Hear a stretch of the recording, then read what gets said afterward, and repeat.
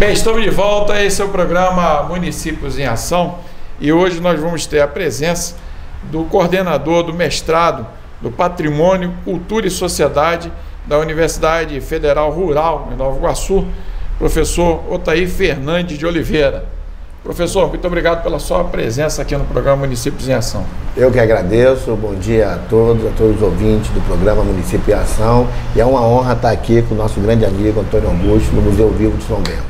E Antônio Augusto, muito obrigado pela sua participação aqui no programa Municípios em Ação. Obrigado, Renato, é um prazer estar aqui com vocês, é um prazer falar para os ouvintes e é uma grande alegria dividir aqui esse bate-papo com o professor Otair, grande amigo, grande intelectual. Eu queria saber o seguinte, a gente começa com você, Antônio, apresentando o professor Otair, ou no bate-bola, como é que Posso ter esse prazer. Então eu queria que você pudesse fazer para quem está nos ouvindo. O professor Otair é um orador, militante da Baixada Fluminense, um trabalhador aqui dessa região, um homem que desbravou as durezas dessa cidade, desse espaço geográfico, que hoje, para nossa alegria, para o nosso orgulho, coordena o programa de mestrado da Universidade Federal Rural do Rio de Janeiro, aqui no campus de Nova Iguaçu, mestrado em Patrimônio, Cultura e Sociedade, e que, para nossa honra, é o primeiro mestrado assentado aqui na cidade, não é isso, Otair? Sem dúvida.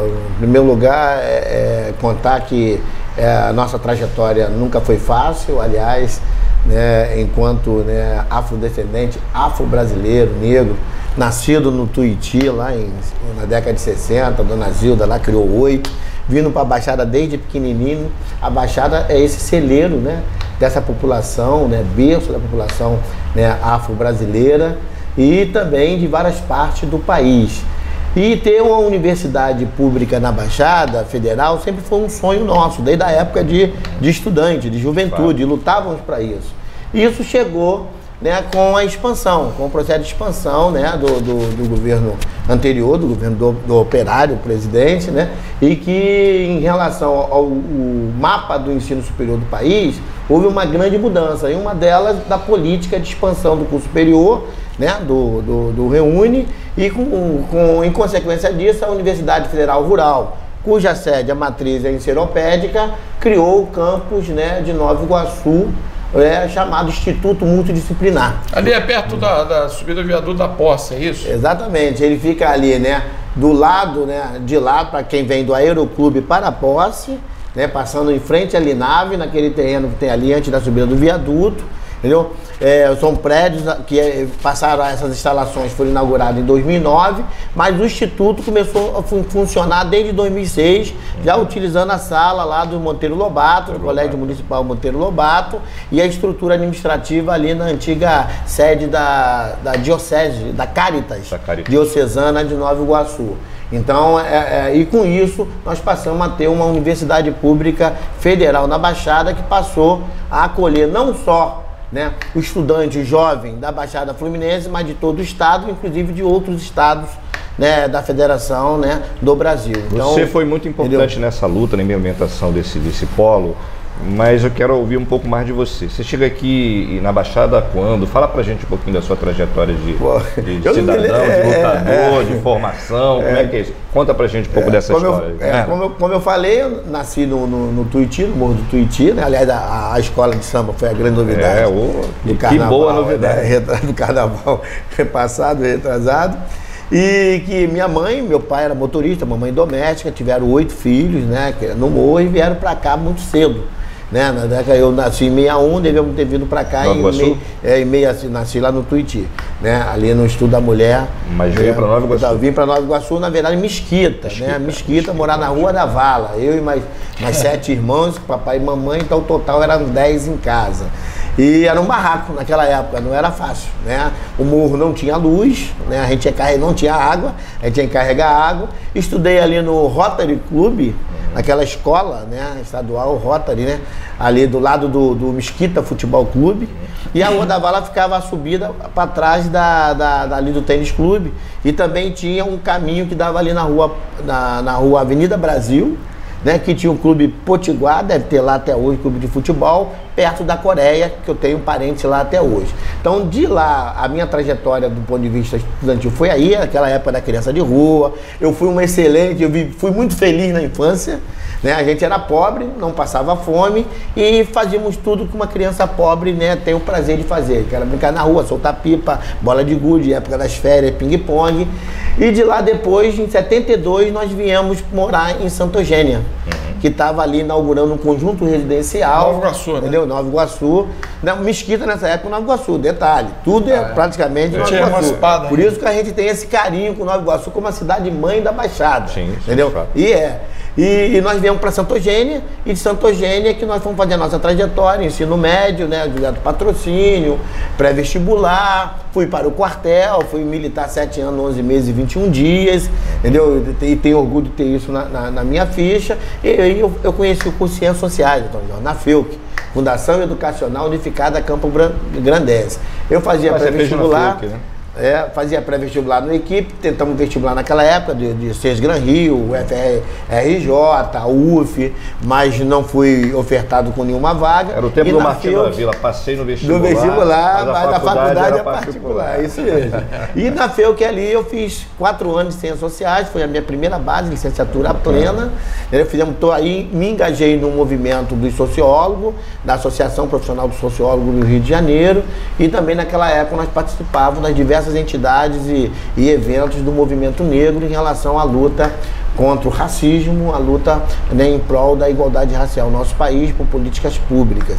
Nesse sentido, o engajamento no movimento social foi fundamental, foi a outra parte da formação. Na verdade, eu tive 2 formações. Uma formação acadêmica, que tem a ver com o primeiro curso de licenciatura na FEUC, depois eu fui fazer o bacharelado na UERJ, aí a realização do grande sonho de estudar numa universidade pública, naquele caso estadual. Entendeu? Estávamos em plena década de 80, né? Diretas Já, movimento pró-participação popular na Constituinte, e aí essa foi a minha segunda formação. A primeira formação mais acadêmica, teórica, que me deu a titulação, a graduação, licenciado e bacharel em Ciências Sociais, né? E a segunda formação, a formação mais política, né, do ponto de vista dos movimentos sociais, e foi muito rico, porque a Baixada naquele momento se mobilizou, né, em 1986, porque nós perdemos as Diretas Já, em 84, aí veio a Constituinte com o Tancredo, entendeu? A Constituinte foi instalada em 87,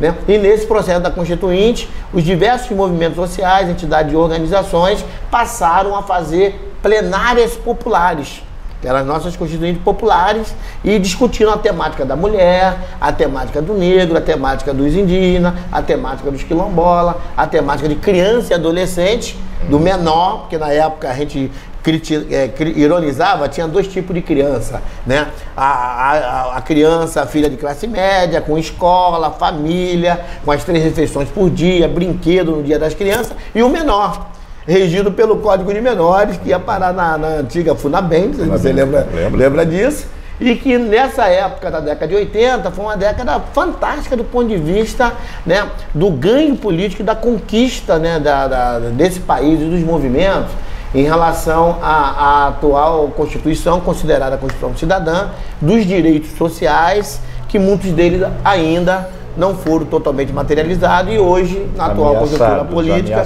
estão ameaçados. Então a nossa formação tem aí e o grande desejo de dar aula, depois que eu deixei, né, a vida militar, fui dar aula no CEN, dei aula no curso normal de Sociologia, depois fui dar aula no supletivo, né, no colégio público. Então, um grande desejo, escrevi um poema na época, em 86, oração do primeiro dia de aula, né, que deve estar perdido por aí nos meus alfarrabos.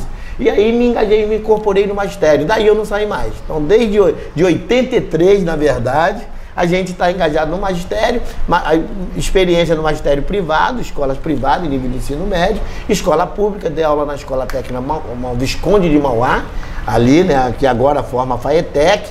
Depois, né, dei aula em alguns colégios particulares aqui em Nova Iguaçu, até chegar na universidade, né? Eu comecei na universidade privada dela, na Unig, na Uniabel, né? Na Estácio, fui coordenador, implantamos curso, né? Experiência nossa na área administrativa acadêmica. Tem uma bagagem grande, até né? chegar ao coroamento dessa trajetória que eu considero que foi a realização de um grande sonho, que foi, né, chegar à Universidade Rural e ser um professor, né, universitário de uma universidade pública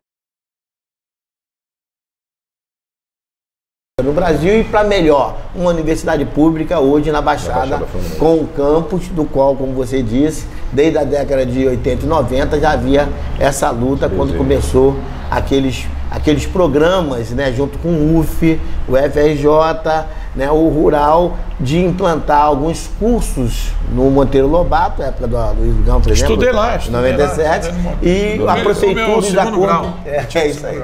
E o acordo com a prefeitura, onde a prefeitura bancava a infraestrutura e o transporte para esses professores, né, principalmente da UF, vir dar aula aqui. Naquela época eram poucos cursos, administração, contábil. Até hoje tem um campus realmente da universidade, onde podemos dizer que temos uma universidade na Baixada Pública e em Nova Iguaçu. Professor Antônio, eu vou só chamar um comercial rapidinho. Vontade, e depois nós vamos saber a questão de como é que funciona essa coordenação de pós-graduação na área de patrimônio, cultura e sociedade na Universidade Federal Rural de Nova Iguaçu.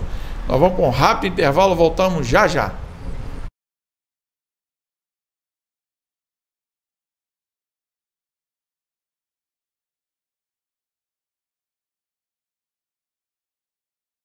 Mais uma vez estamos aqui na Liravel Veículos, nesta 4ª edição de filmagem. Primeiramente, queremos agradecer a Deus por nos dar a oportunidade de trabalhar.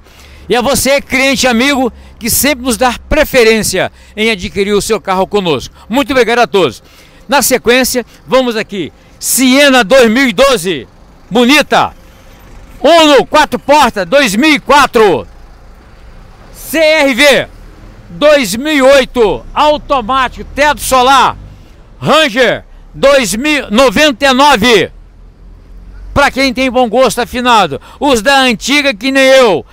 Puma 79, só tá aqui esperando. Suzuki 2009, 4x4, linda para quem realmente quer usar um carro desse na área rural. Tá aqui o carro traçado. Vem pra cá, meu amigo, vem pra cá, chega pra mais. Vamos focar ali dentro. Uno 2003. Ranger 2009, cabine dupla, 4, com kit gás. Kia Soul 2010, muito bonito, banco de couro. Continuando aqui dentro,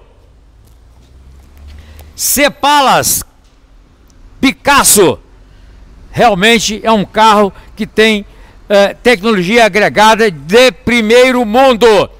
Chega mais, meu amigo Renato Muniz, que está colaborando conosco.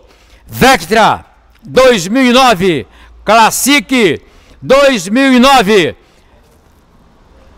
Aqui, Prisma 2008, ali atrás, Peugeot 2011, Land Rover blindada 2008, ali do outro lado agora. Vem pra cá, siga-me aqui, vem. A Liravel Veículo fica na Estrada Plínio Casado 915, atual Oscar Soares. Onix 2016, já com GNV. Prisma 2016 LTZ automático, muito bonito, vocês gostam? Lindo, lindo, lindo. Uno 2014. Aqui ao lado temos o Jimmy Sport 4x4. É o carro para você, meu amigo, minha amiga, que se estressa na área urbana, vai para a área rural e aproveita, usa o Jimmy 4x4 2015. E ali nos fundos, F12000 transformado na F750, motor a diesel, Comer, caixa Clark reduzida, muito bonita, F750 modelo americana. Então, meu amigo, minha amiga, mais uma vez, estamos aqui no seu aguardo, na rua Oscar Soares, número 915, bairro Califórnia, em Nova Iguaçu, antiga Estrada Plínio Casado. Liravel Veículos, a melhor agência da Baixada Fluminense. Muito obrigado, Deus abençoe a todos. Lembrando o nosso telefone, 3776-0770. O telefone, o nosso e-mail, lirevelveículos@hotmail.com.br. Estamos no seu aguardo. Deus abençoe. Lirevel Veículos, a sua melhor agência da Baixada Fluminense. Venha nos visitar e tomar um cafezinho conosco.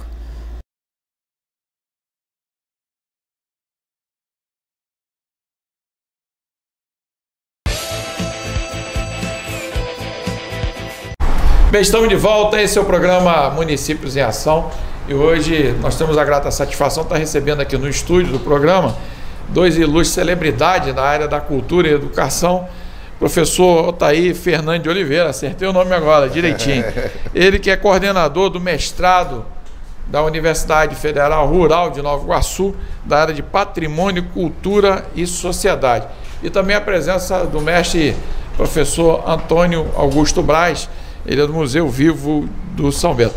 Todos esse posicionamento, isso é muito importante para poder valorizar, principalmente a nova geração que está vindo aí. Primeiro, para marcar território, porque a Baixada Fluminense, tudo que se faz aqui, né, Antônio, tinha que se deslocar para outras regiões. De fato.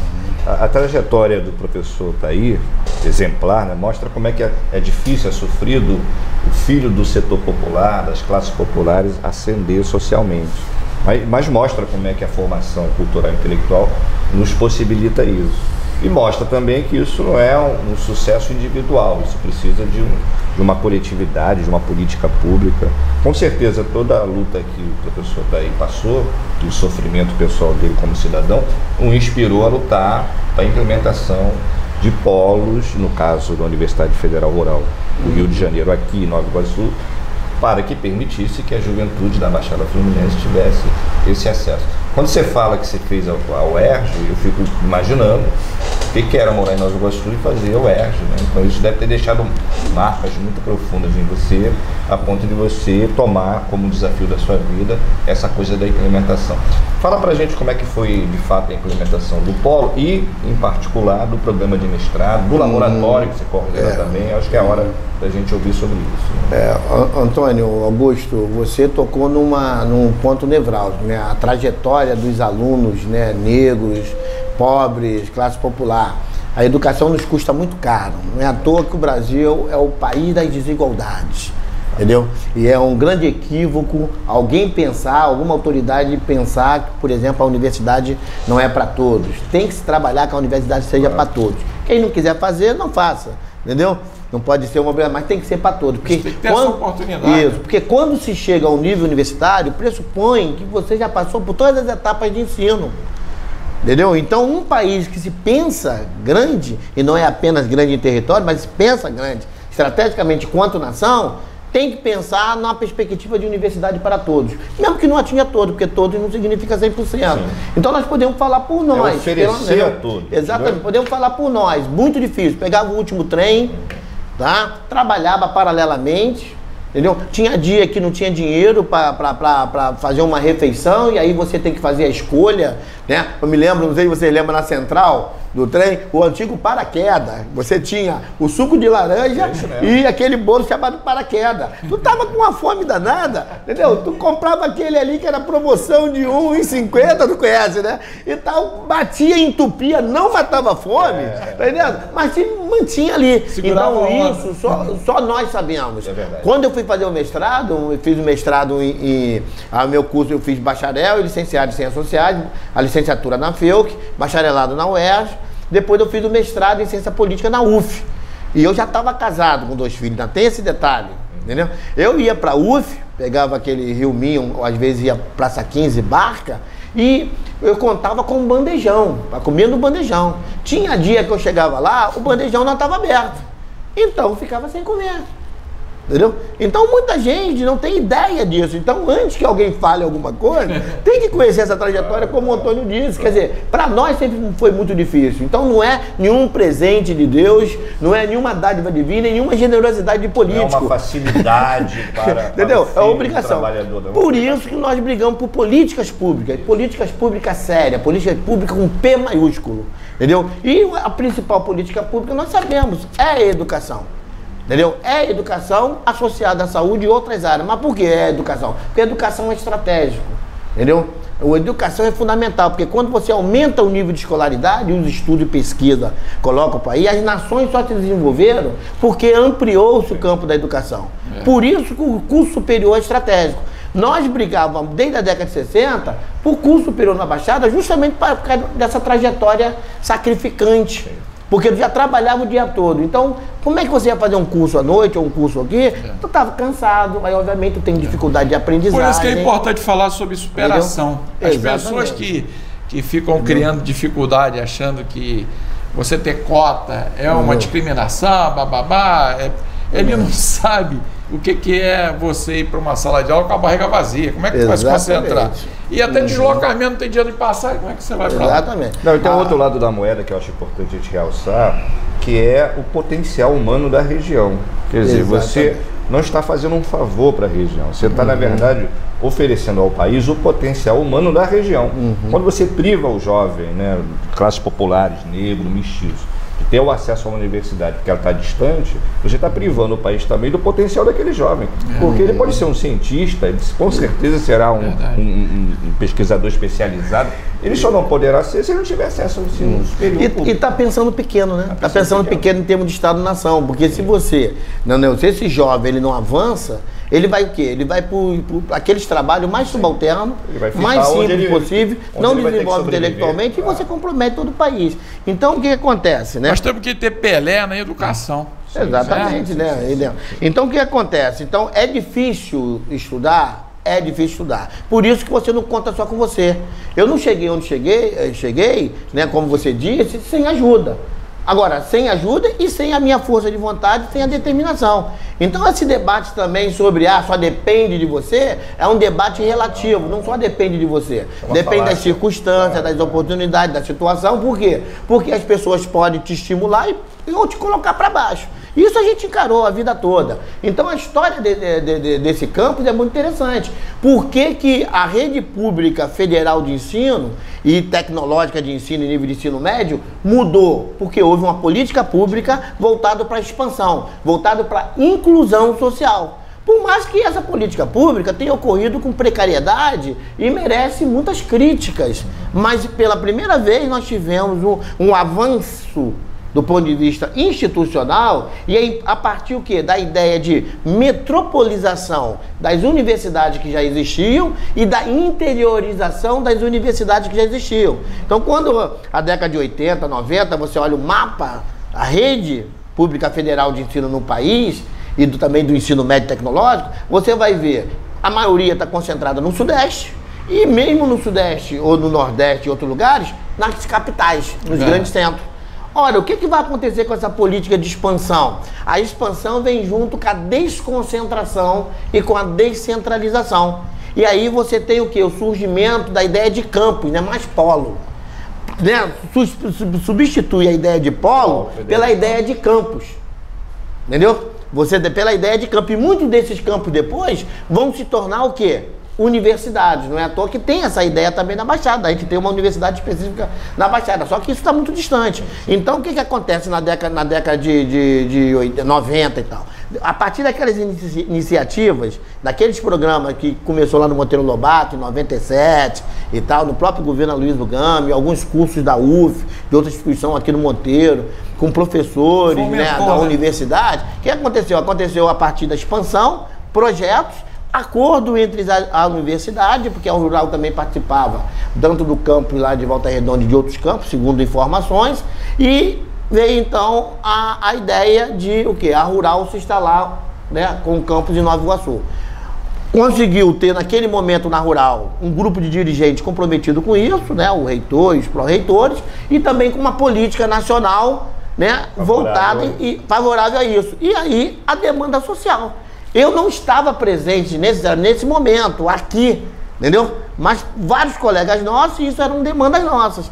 Por isso que começou como instituto, começou com poucos cursos, 6 cursos naquela época, lá usando... Nós estamos falando aí de 2006, 2006, curso de administração, curso de licenciatura em pedagogia, licenciatura em história, entendeu?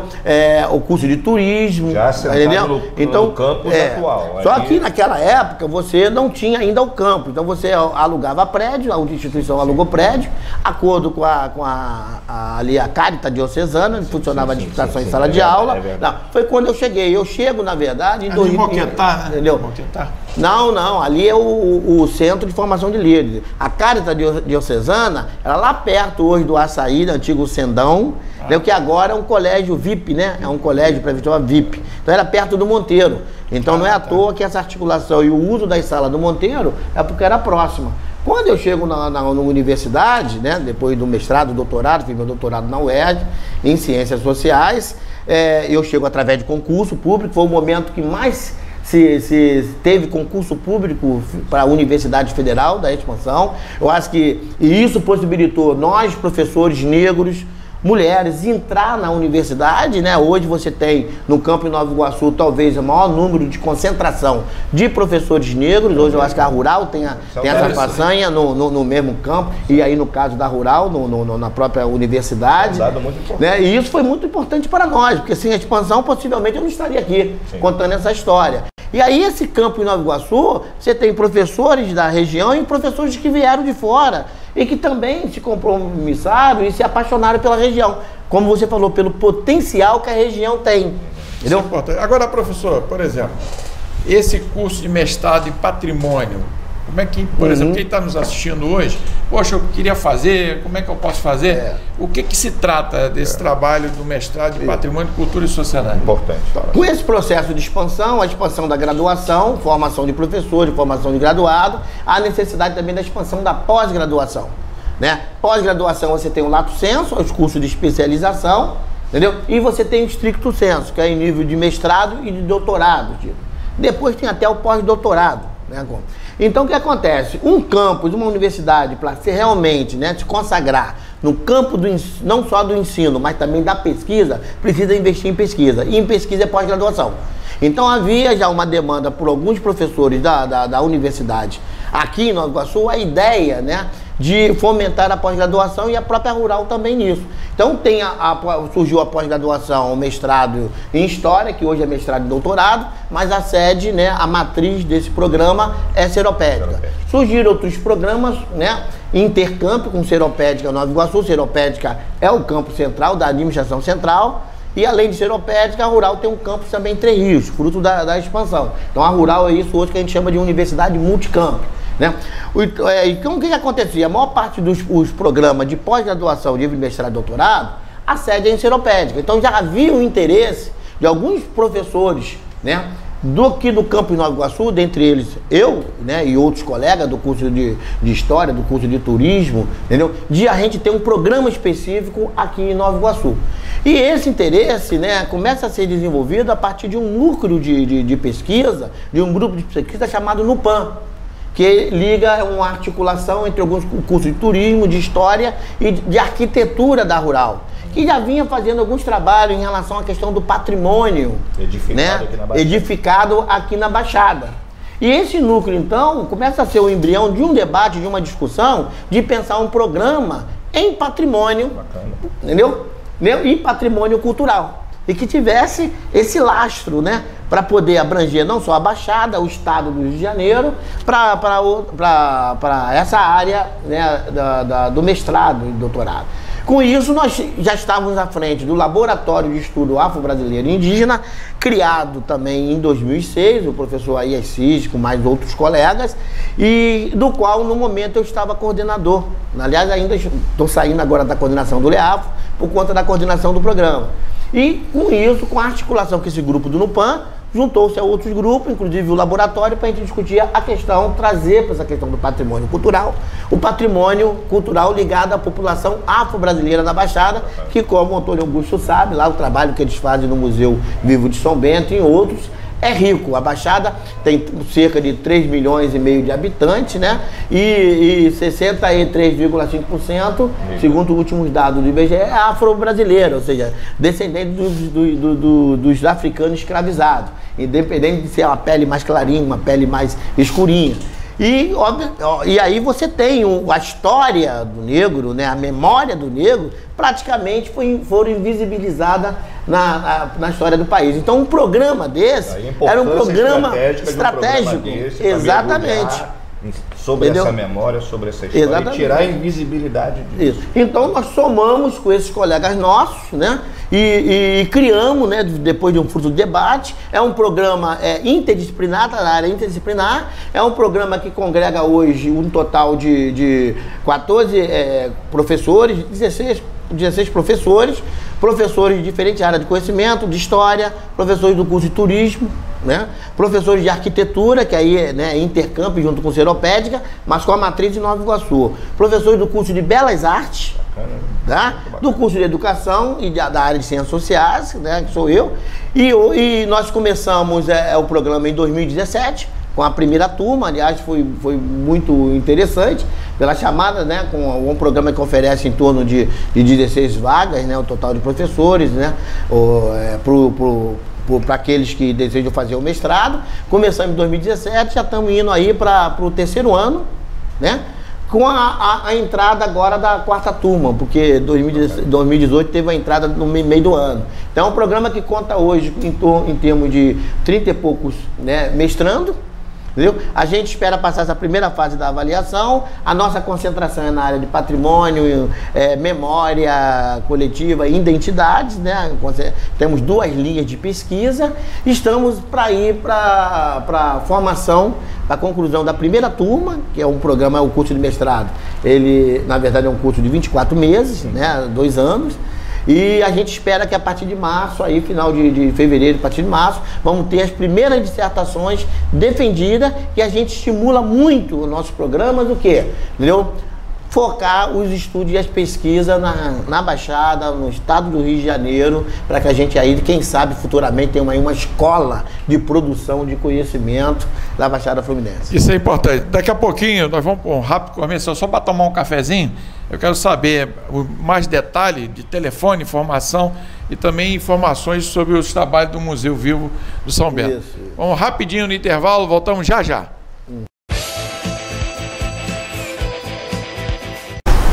Bem, estou de volta, esse é o programa Municípios em Ação e hoje com a participação especial de 2 mestres, né, na área da cultura, da educação. Nós temos aqui a presença hoje do professor Antônio Augusto Braz, ele que é diretor do Museu Vivo do São Bento, em Caxias, e também com a participação do mestre, o professor Otaí Fernandes de Oliveira, ele que é o responsável pelo curso, né, de coordenação, pós-graduação de Patrimônio, Cultura e Sociedade da Universidade Federal Rural aqui de Nova Iguaçu.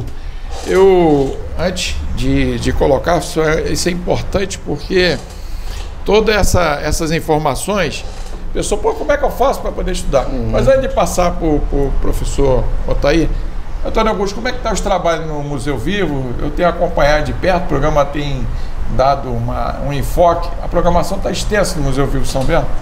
O programa é um grande parceiro do museu. O museu é um equipamento cultural na cidade de Caxias, um equipamento cultural público, vocacionado, voltado para a investigação da memória, da história do patrimônio da cidade de Caxias e da Baixada Fluminense como um todo. É fruto de um esforço de 20, 30 anos, de uma rede de militantes, de instituições, na qual a Associação de Professores e Pesquisadores de História CLIO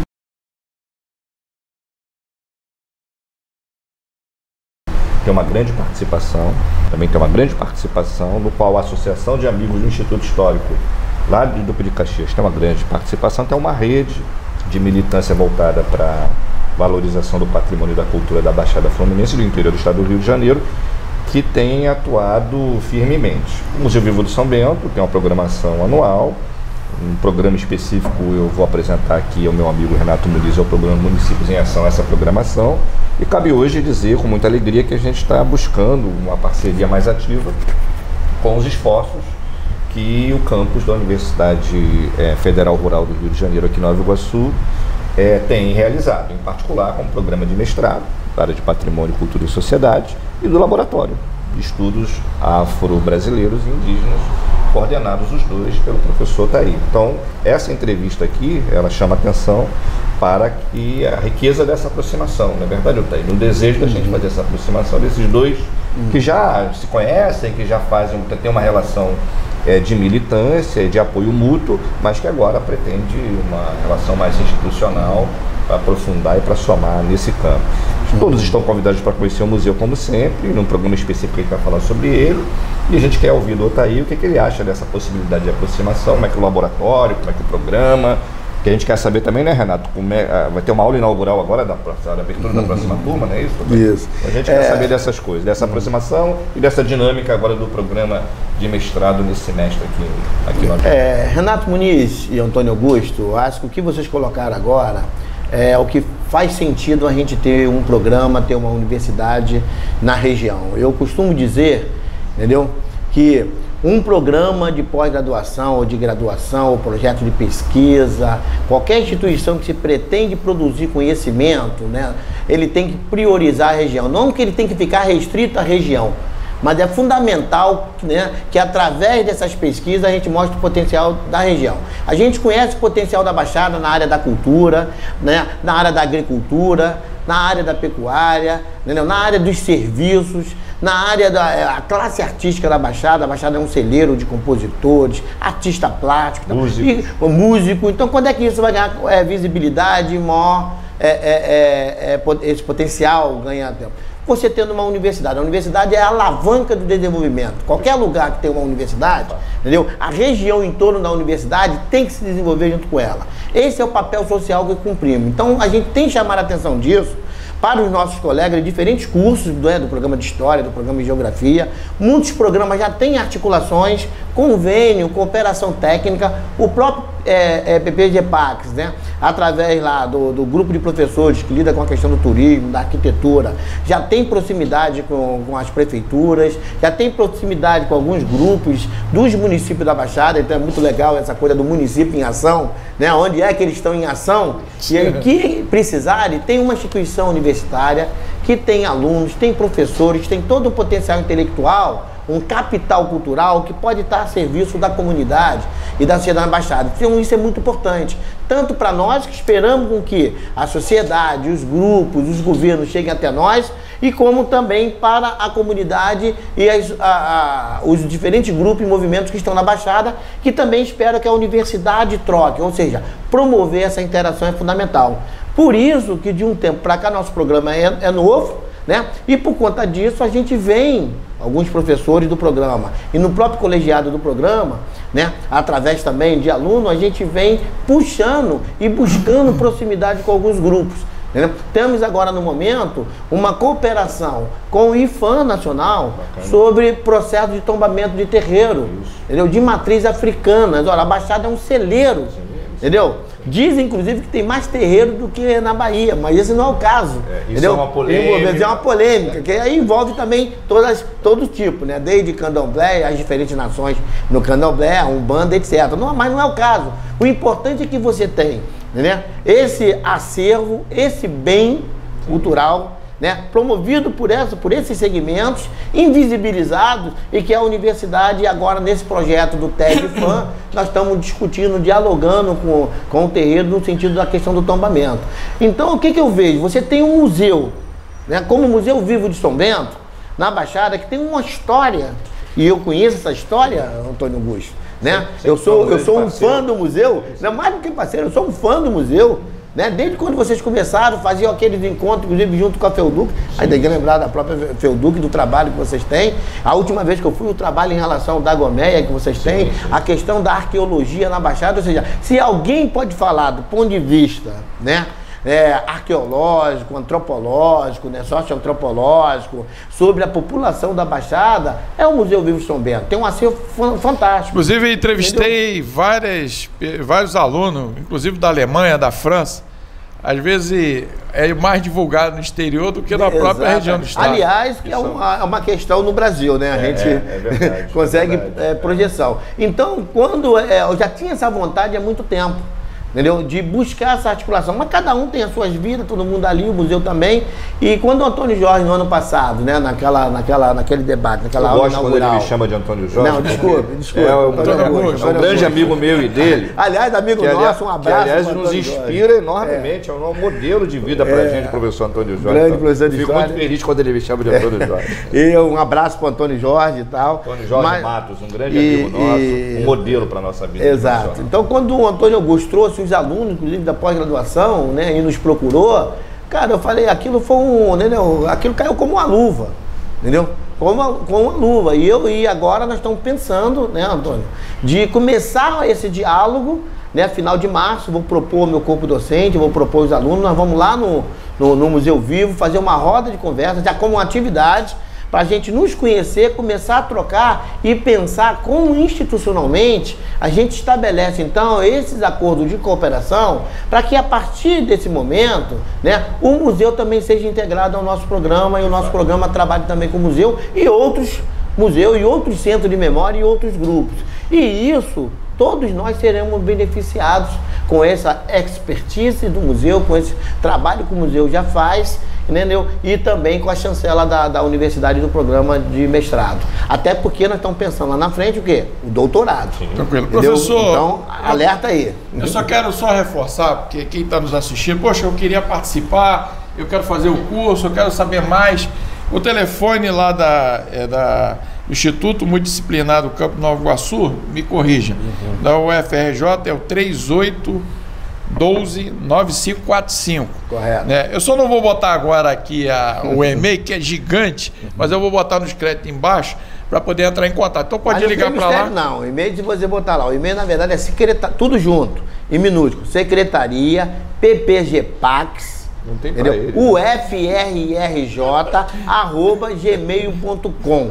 Então é só colocar lá PPGPax, também vai aparecer o site, vai aparecer uma série de informações e podem ir lá. Eu estou lá praticamente quase todo dia. Isso é importante. Entendeu? Isso é importante. Quase todo dia, apesar de agora estar de férias, mas trabalhando, entendeu? E a gente vai ter o maior prazer de receber, porque pelo menos é o seguinte, temos que ter a porta aberta para quem quer que se interesse saber sobre o que fazemos. Mas tem um compromisso aqui que nós estávamos discutindo aqui nos bastidores com o Antônio Augusto, de toda semana trazer uma personalidade da comunidade acadêmica para poder falar sobre o assunto que a Baixada inteira e a região metropolitana necessita de informação. Antônio, nós estamos nesse corre-corre, né, em função do tempo. Eu queria agradecer, e você já está convocado, né, para poder tocar esse projeto. Já fui com você em vários locais, inclusive com a troca agora do ministro do Turismo. Eu espero que o que entre dê mais atenção para a geração de emprego e renda, né? E eu quero suas considerações finais. Quero agradecer ao programa, agradecer a Renato Muniz, nosso amigo, grande apoiador. Quero agradecer a presença do professor Taí. E quero dizer que fico muito feliz com essa possibilidade de diálogo e que isso se realize, se congregue e que nos próximos programas possamos contar com a parceria de pesquisadores, professores da Universidade Federal Rural do Rio de Janeiro, Campus Nova Iguaçu, assim como outras instituições de ensino e de pesquisa aqui na Baixada Fluminense, que isso enriquece o programa Municípios em Ação e faz com que o programa seja esse provedor de informações privilegiadas aqui para o povo da Baixada Fluminense. Obrigado, Renato. Obrigado, Taí. É sempre bom estar com vocês. Professor, agradecer sua participação. Eu acho que agora essa parceria é importante, né? Porque a Baixada é um estado e com essa chegada de vocês dentro do município de Nova Iguaçu, né, que a gente considera como um município mãe de todos os outros municípios, isso visa a dar qualidade de vida, não só para, igual o senhor colocou, mas isso faz com que os investimentos venham para a região. E eu gostaria de suas considerações finais.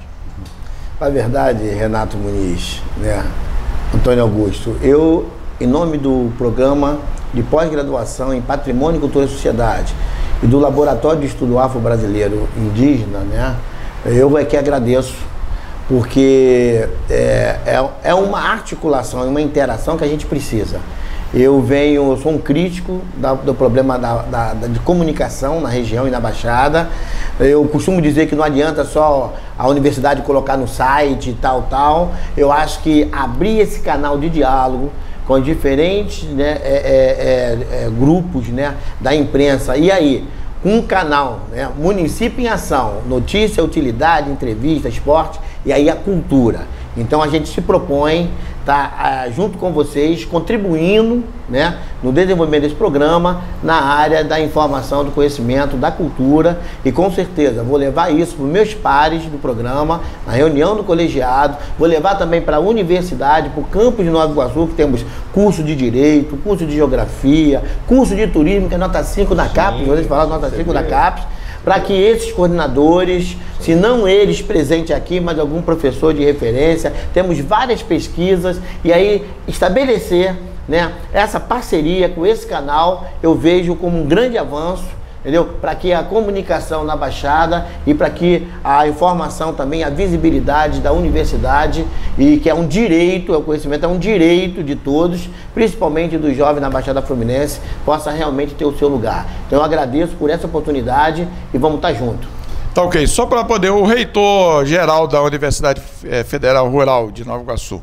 Nova Iguaçu, na verdade, é um campus. É um campus, Nós temos o Instituto Multidisciplinar, nós temos o diretor do Instituto, que é o professor Paulo Corme, que é do curso de Direito, e temos também o diretor de campus, que agora entrou empossado, temos um novo, que é um servidor, que é o Glaucio, né, que foi eleito, né, recentemente, o Glaucio Renan, e que está assumindo o mandato dele agora. Então nós temos o diretor de campus e o diretor de instituto, né, que também está em interação com a prefeitura. E tem uma novidade aí. No ano passado houve uma articulação, o reitor da universidade, o professor Ricardo Bebara, entendeu? Com a prefeitura e junto com a União, estabeleceram um protocolo, e houve uma doação daquela área ali em torno do campo de Nova Iguaçu, daquela área, para que a rural se expande e esse campo se torne muito mais amplo do tamanho que a Baixada merece. Então há hoje toda uma comissão articulada pelo pró-reitor de administração, o professor Roberto, trabalhando no processo de expansão do campus, entendeu? Em relação a futuros cursos, a futuras instalações. É um processo demorado, né? Não temos mais o projeto de expansão como a gente tinha, mas que a rural está em pleno vapor. E estamos aí. Tá ok. Quero agradecer a participação do professor, né, do professor Otaí, do professor Antônio Augusto. Quero agradecer a audiência de todos. Tenham todos aí um bom fim de semana. Um abraço, até lá. Tchau.